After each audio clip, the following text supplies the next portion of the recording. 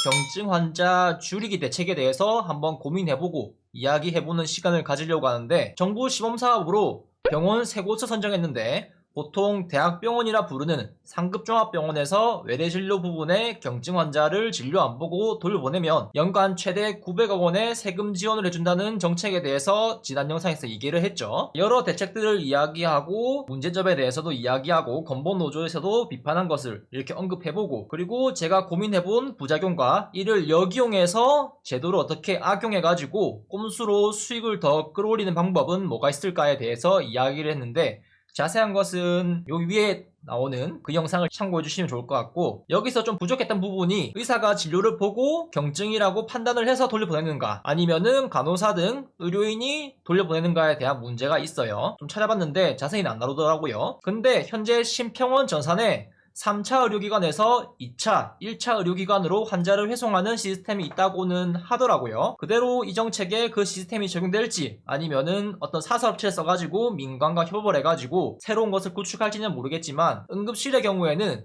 간호사가 K타스라는 교육을 수료하고 환자가 응급인지 경증인지 입구에서 분류하는 체계가 있거든요. 최종적으로 응급실 의사 진료를 보고 중증도 분류가 좀 다르다 하면은 수정해가지고 한 단계 올리거나, 아니면은 맞다 해가지고 그대로 유지하는, 그렇게 단계가 이어지는데, 방금 얘기한 것들은 외래에서 하는 거잖아요. 응급실에서도 이렇게 해가지고 100% 걸러내지 못하는 상황도 있는데, 중증인데 경증으로 착각하는 오진 같은 그런 문제가 생길 수 있겠죠. 외래에서 이런 걸 한다고 하면은. 저도 그런 거에 대한 부작용이 생길 수 있다, 그런 문제를 이야기했는데, 이후에 우연하게도 이런 기사들이 대거 쏟아져 나옵니다. 의료 개혁을 한다면서 의료사고로 발생하는 업무 과실때 형사 책임은 감면하는 그런 것을 한다예요. 정확한 명칭은 의료사고 처리 특례법이라고 부르는데, 여기에 보면은 의사, 그래가지고 저는 의사한테만 적용하는 줄 알았어요. 근데 자세히 보니까 의료인이 책임보험이나 공제에 가입하면 형사소송에 제약을 두고 전액을 보상하는 종합보험에 가입하면 이제 보험 상품에 대한 이야기가 나오는 것 같습니다. 아예 형사소송을 제기하지 않겠다, 이게 이 법의 핵심이라고 하는데, 정부는 교통사고 처리 특례법을 예로 들면서 이거를 추진하는데 문제가 없다고 주장을 했다 합니다. 근데 문제가 있어요. 이 두 가지 법이 전제가 달라요. 교통사고가 나면 일단 운전자에게 과실이 있다 보고 책임의 입증도 운전자가 하게 되어 있는데, 의료사고는 현행법상 사고 책임을 환자가 증명을 해야 됩니다. 아까 얘기한 경증 환자 회송 시 발생할 수 있는 그런 부작용들을 제가 이전 영상에서 얘기를 했거든요. 그런데 의료사고가 발생할 수가 있어요. 물론 이거를 추진하는 이유가 그것 때문 아닐 거예요. 그게 1순위는 아닐 거예요. 언론이나 정부에서 얘기하는 부분에서도 기피과나 바이탈과, 산부인과나 소아과 등 그런 과들의 어떤 소송 문제, 그런 거를 해결해 주겠다 하면서 이런 거를 추진하는 거라고 생각을 하는데, 이제 이 경증 환자 해송 시에도 사고가 발생할 수 있는 여지는 충분히 있거든요. 경증인 줄 알았는데 중증이거나, 실제로는 경증이었는데 KTX나 먼 거리를 운전해서 상경하는 경우에 가던 중간에 컨디션이 갑자기 안 좋아져서 중증으로 바뀌거나, 아니면은 병원에서 경증이었는데 이제 경증이라고 하니까 내려가라고 할 거 아니에요. 그런 경우에 장시간 이동을 하는 중간에 컨디션이 바뀔 수가 있잖아요. 극단적인 경우에는 정조 증상이 아주 중요한 질병들 있잖아요. 심장 쪽이나 머리 쪽 문제, 골든타임이 존재하는 그런 질환들이 생기는 경우에 병원 사이를 왔다 갔다 할 때 진료 보는 도중에도 1시간, 2시간 사이에 통증이 심해져서 다시 검사를 해보니까 심장 쪽 질환이 있는 것이 맞다, 약을 먹거나 심장 시술을 해야 하는 그런 상황이 실제로 있기도 했거든요, 제가 일할 때. 그래서 이거랑은 다른 예시일 수도 있겠지만, 최근에 강원 지역에서 응급실에 대기만 7시간 하다가 앉은 채로 숨을 거둔 분도 계시잖아요. 이런 문제에서 조금 책임을 감면하기 위해서 이런 법을 추진하지 않나, 그런 생각도 잠깐 들기도 했어요. 근처에 상급종합병원에 가는 게 아닌 상경을 하는 수준으로 지방이나 시골, 거기서 진료를 보러 수도권으로 가는 경우 다시 되돌아가는 과정에서 그런 일이 안 생긴다고 보장할 수는 없거든요. 또한 거리가 멀면 회송은 하는데 다음날 진료가 되거나 아니면 예약이 밀려 있어가지고 그 다음날 진료를 봐야 하는 그런 일이 생길 수도 있죠. 누군가는 아니 그러면 응급실에 가면 되지 하겠지만, 의료에 대해서 잘 안다면은 그렇게 할 수가 있겠어요. 그런데 의료에 대해 잘 모르거나 좀 참으면 괜찮아지겠지 하면서 참는 경우가 없지는 않거든요. 실제 응급실에서 일할 때 참다가 병을 키워서 오시는 경우도 꽤 있습니다. 이야기가 길었는데, 이 특례법을 하게 되면 입증 책임의 주체에 대한 문제가 있잖아요. 쉽게 비유를 할 수 있는 거는, 교통사고 경우엔 급발진 사고, 해외에서는 자동차를 만든 제조사에서 문제가 없다는 것을 입증하고 급발진이 우리 쪽의 문제가 아니다 이렇게 입증을 해야 되는데, 우리나라 같은 경우에는 운전자가 급발진 사고임을 입증해야 하는 그런 부분이 있다고 하잖아요. 우리가 자동차에 대해서 잘 모르잖아요, 제조사에 비하면은. 그런 것처럼 환자가 문제가 있다는 것을 입증을 해야 한다는 거죠, 역으로 본다면은. 그러면 환자나 보호자가 의료에 대해서 잘 아는가? 정보의 비대칭성, 폐쇄적인 정보 공유가 있겠죠. 이걸 생각하면은 불가능에 가깝지 않을까 생각이 되거든요. 왜냐하면은 멀쩡한 장기를 떼어낸다 해도 증상이 없거나 눈에 보이는 팔다리나 얼굴, 피부 바로 티가 나는 그런 수술이 아니라면 환자가 인지를 못하는 경우도 있을 거예요. 폐암 환자의 암이 있는 폐를 잘라낸 게 아닌 그 위에 멀쩡한 폐를 잘라낸 것도 한 달 뒤에 수술 경과를 위해 CT를 검사하고 나서 알아챘다고 하거든요. 멀쩡한 무언가를 잘라내도 정상 생활이 이제 불가능해진 상태가 아니라면 환자가 스스로 인지하는 것이 어려울지도 몰라요. 보다시피 멀쩡한 전립선을 제거했는데 이것도 정상적인 생활이 불가능해진 상태라 가지고 인지했다. 멀쩡한 맹장을 떼거나 쓸게 되는 거는 사실상 알아채기가 힘들어요. 맹장 같은 경우에는 없어도 되는 장기라 하잖아요. 그래서 이런 문제가 있을 것이다. 그리고 이런 문제들이 생겼을 때 제주 영화 사건처럼 의료 기록을 바꾸면서 은폐하려는 시도도 하겠죠. 그리고 최근에 있었던 6,500명 반쪽 아킬레스건 이식 사건도 85명이 검거된 사건에서 12년도부터 19년도까지 8년 동안 이런 문제가 있었다는 것을 본다면 내부 고발도 쉽게 이뤄지지 않고 있다는 것을 볼 수가 있어요. 문제를 잘 덮고 조작을 하려면 할 수 있다는 것을 배제할 수 없다는 거죠. 결국 이 보험에서 보험사가 의료 기록을 열람하거나 이런 부분에 통달한 전문가를 쓰는 게 아니라면 탁상 공론이 아닐까 싶어요. 이 의료사고 특례법이. 물론 이런 일은 없겠지만 조금 더 음모론적으로 가보면 보험사와 의료기관이 공모해서 은밀한 거래를 할지도 모르는 거죠. 다른 예시로 꾸준히 제약회사와 리베이트 문제가 나오기도 하잖아요. 그래서 없다고는 보장할 수는 없을 것 같아요. 어떤 커넥션, 어떤 카르텔이. 좀 더 자세한 내용을 보면은 이렇습니다. 2월 1일자로 발표한 것을 기준으로 보면은 사망사고, 미용, 성형 분야 등은 제외하는 방안 등은 논의를 해서 결정할 방침이라고 해요. 확실하게 어떻게 될지 모르겠지만 사망사고에 대한 것은 그냥 이전처럼 너 처벌받아 그냥 그렇게 되지 않을까 싶은데, 아래 내용을 보면은 무과시 의료사고에 대한 국가 보상도 현재 70%에서 100% 확대하겠다는 계획이다. 불가항력 의료사고 보상 대상을 분만 외 소아진료 등으로 확대하는 방안도 검토하고 있다 얘기를 합니다. 보험공제 기반 민사소송 및 고액배상 부담을 완화한다 얘기하는데, 민사 쪽으로 본다면 과실을 오히려 인정하는 게 아닐까 싶기도 해요. 여기서 위화감이 조금 드는 거는 얼마 전 범죄를 일으켜서 금고형 이상을 받으면 감옥에 갈 정도로 굵게 빨간 줄이 끄이면은 면허를 박탈한다, 그런 이야기가 있었잖아요. 실제로 지금 시행되고 있습니다. 물론 간호사도 적용이 돼요. 그런데 그런 법에 반하는 특례법을 시행한다고 하니까 이중인격 같은 낮과 밤이 다른 사람이 되는 여러분이 생각하는 그런 거 아닙니다. 다크나이트, 배트맨 이야기예요. 그런 것처럼 앞뒤가 안 맞는 그런 게 좀 느껴지기도 하네요. 이런 걸 보니까. 현행과 개선안을 요약한 그림은 중요한 것처럼 노랗게 칠해놨죠. 소송 위주의 분쟁 해결을 불가피한 경우로 소송 최소화를 하겠다고 한 거고, 책임 보험 가입을 의무화 이렇게 하면서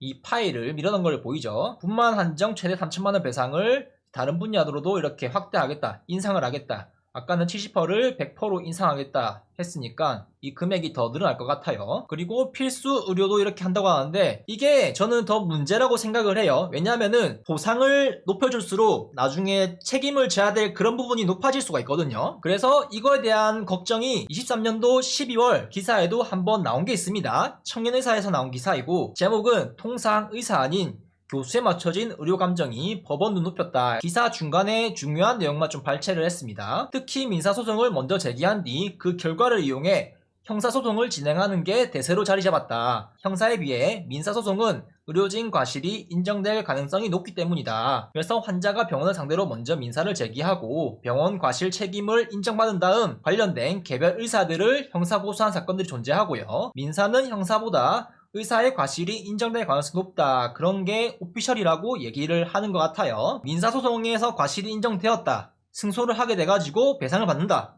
하면은 그 판결문을 증거로 형사고소를 제기하는 것이다. 그렇게 얘기하고 수사기관으로서는 민사재판에서 과실이 인정되었기 때문에 이거를 진행할 수밖에 없다 해요. 진행시켜 이러는 거죠. 앞으로는 얘기했다시피 보험사에서 보상을 해주고 국가에서 보상을 해주고 하니까 거기에다 보상금을 올려준다고 하죠. 그거를 근거로 과실이 인정되었으니까 이제 형사처벌로 갑시다 이렇게 해가지고 완전 맨 난장판이 될 수도 있는 그런 상황을 걱정해볼 수 있는 거죠.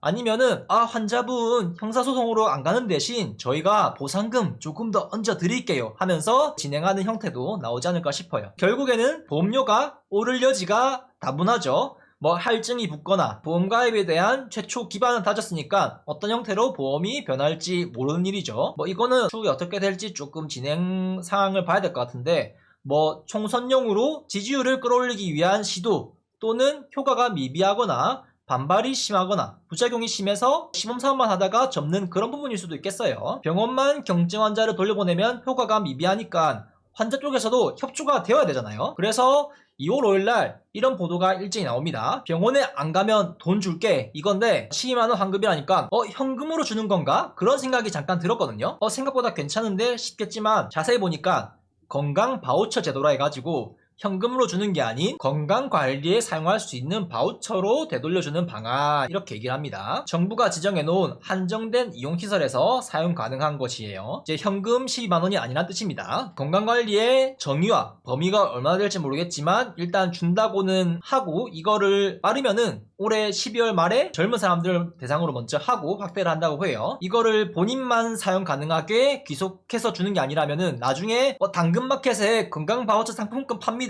이렇게 나올지도 모를 일이죠. 제가 기사를 봤을 때 건보료 10% 환급 바우처라고 하길래 1년에 건보료 1000만원 내는 사람은 100만원 받는 건가 그렇게 했는데 12만원이 마지노선이다 그렇게 발표가 났다는 거.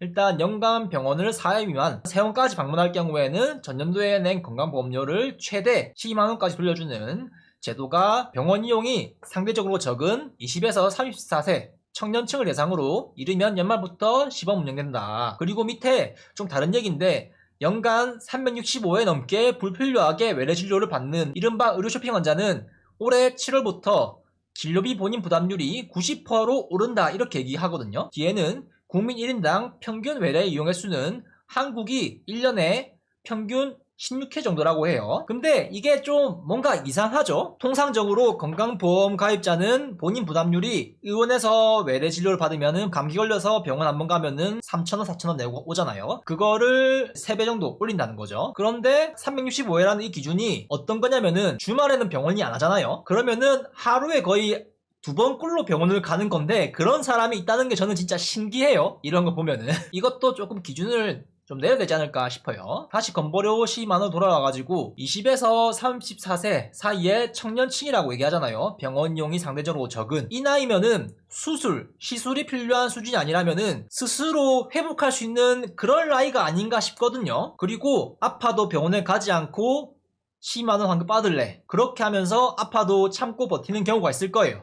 병원에 가는 게 나은 상황임에도 불구하고요. 아니면은 약국에 가가지고 일반의 약품을 사 먹으면서 오히려 약값이 더 나오는 경우가 있을 거예요. 실제로 병원 진료받고 약을 타는 것보다 그냥 약국에 가서 일반 의약품 사는 게 조금 더 가성비가 많이 떨어질 수가 있거든요. 더 비용이 더 많이 나오고. 그런데 젊은 층은 돈을 버는 나이니까 아프면은 병원 한 번 가고 실손보험 들어있으니까 그거 청구하면 오히려 이득인 경우도 있을 거예요. 이 연령대를 대상으로 시범적으로 해서 효과를 평가한다. 그렇게 극적으로 나진 않을 것 같은데 일단 요즘 경기도 안 좋고 하니까 12만원 환급도 어디에요. 이제 그리고 사고 같은 그런 다치는 상황이나 선천적으로 질병이 있거나 가족력 같은 유전력 그런 거 문제가 없다면은 20대에서 30대 초반에 어떤 질병이 생겨서 병원 갈 일이 있겠어요 진짜. 감기 심하게 걸리고 독감 걸리고 그럴 때 한번 가는 거 말고는 딱히 없을 것 같기도 한데 어찌되었든 정부가 병원 이용이 상대적으로 적은 연령대를 대상으로 한다니까 결과도 효과가 있다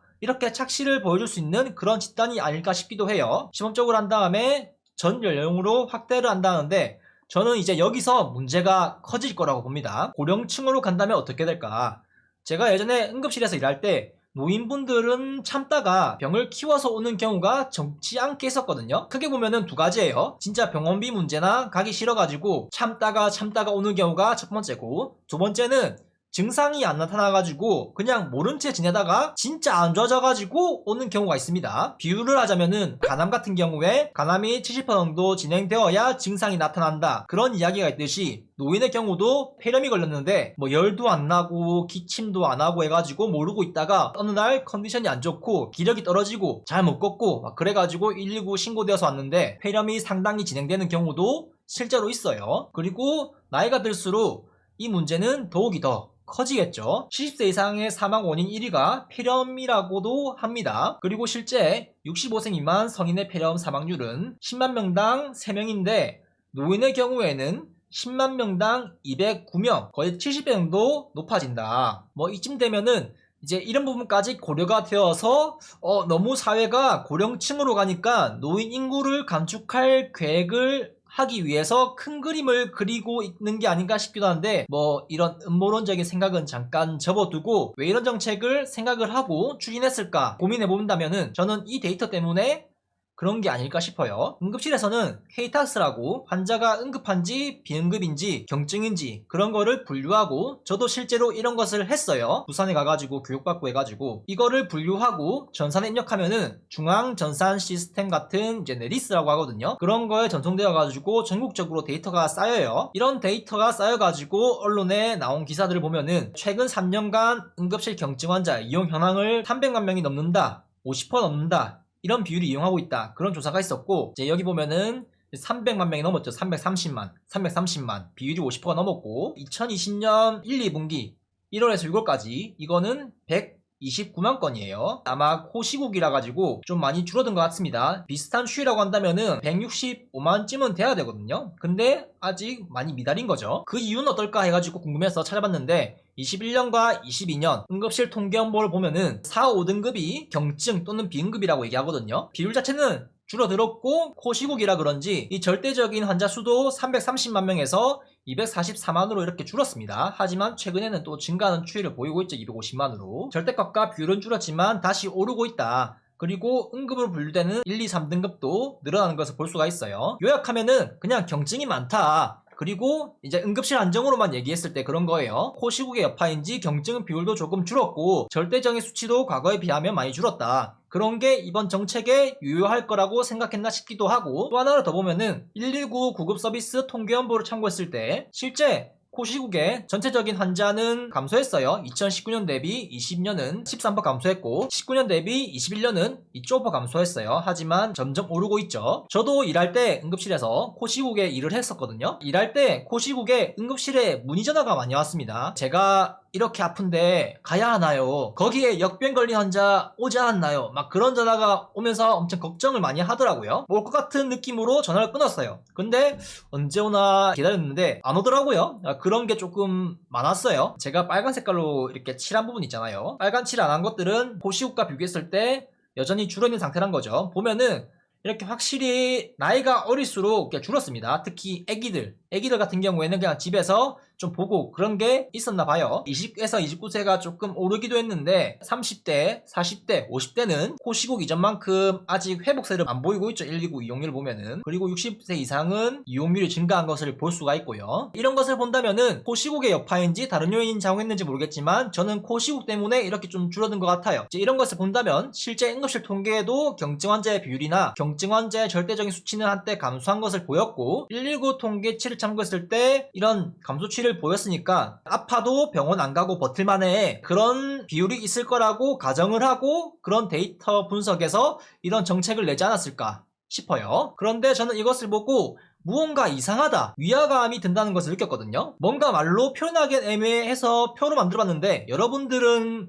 제가 처음에 얘기했던 그런 상급종합병원에서 경증 환자를 돌려보내는 것과 경증 환자는 진료를 보지 말라 하면서 이제 약간 그 돈으로 회유하는, 돈을 주면서 병원에 가지 마라, 그런 게 일관성이 아니라 서로 양극에 있는 그런 거라고 좀 느껴지잖아요. 그래서 정리를 해봤습니다. 앞에서 설명한 게 상급종병에서 환자를 회송하는 거, 뒤에 얘기한 게 건강보험료 최대 10만원 환급을 하는 거죠. 이제 돈으로 회유를 하면서 병원에 가지 말고 좀 버텨라. 병원에 안 갈 정도면은 그런 느낌으로 하는 거죠. 취지는 경증 환자를 줄이고 중증 진료 체계를 강화하자. 그거고 이거는 제가 생각했을 때 병원에 갈 정도는 아닌데 이 정도 느낌이면은 가지 마라. 뭐 경증이겠죠. 그렇다면은 이것도 돈을 주고 이것도 돈을 주면서 양쪽에서 서로 협력할 수 있게 어떤 보상 체계를 마련해놓고 양쪽에서 협력할 수 있도록 하는 건데 방향성이 다른 것 같아요. 정부가 기대한 효과는 이거를 하면은 1차, 2차, 3차 의료기관 급여에 맞게 환자 배분이 이루어질 것이라고 기대를 하는 것 같아요. 실제로 우리가 뭐 1차 의료기관 의원에서는 경증을 다루고 2차에서는 이제 경증과 중증 사이 뭐 3차 의료기관에서는 중증을 다루는 교과서에서 배우잖아요. 밑에 바우처 사업에서는 경증 환자가 감소할 것 하면서 불필요한 의료비 지출 감소 이런 것을 기대하는 것 같아요. 실제로 경증 환자를 좀 줄이고자 하는 그런 게 있는 것 같고 그래서 제가 조금 고민해 본 것은 환자 해송은 의료기관 입장에서 경증 환자를 줄이고자 하는데 건강보호처 사업은 경증이면은 병원 가지 말고 좀 참아봐 이런 느낌이 아닐까 싶어요. 그러니까 경증을 아랫단계 의료기관에서 진료를 보게 하는데 이제 환자 입장에서는 경증이면은 아랫단계 의료기관에 가지 말고 조금 참아봐라 그런 느낌이잖아요. 결국에는 뭔가 중간에 끊긴 것 같아요. 일관성이 없다 해야 되나? 경증이면 지역 내 동네 근처 의원 병원급으로 의료기관 이용을 독려해야 좀 방향성이 맞는 일관성이 있는 게 아닐까 싶은데 일관성과 방향이 전혀 다른 이제 그런 느낌의 두 정책을 이렇게 해가지고 하는 게 맞나 싶어요. 정리하자면은 두 정책이 연결된 건지 모르겠지만 정부에서 의료 패키지를 해가지고 낸 건데 이거 두 개는 방향성이 좀 다른 것 같다. 그래서 만약에 이게 본격적으로 시행된다고 하면은 결국에는 취약계층, 의료 취약계층들이 실제로는 피해를 볼 가능성이 높다. 이제 그렇게 저는 걱정이 되네요. 그래서 이거에 대한 것을 앞으로 조금 좋은 방향으로 논의를 했으면 좋겠습니다. 정치적인 그런 것을 위해서 하는 게 아닌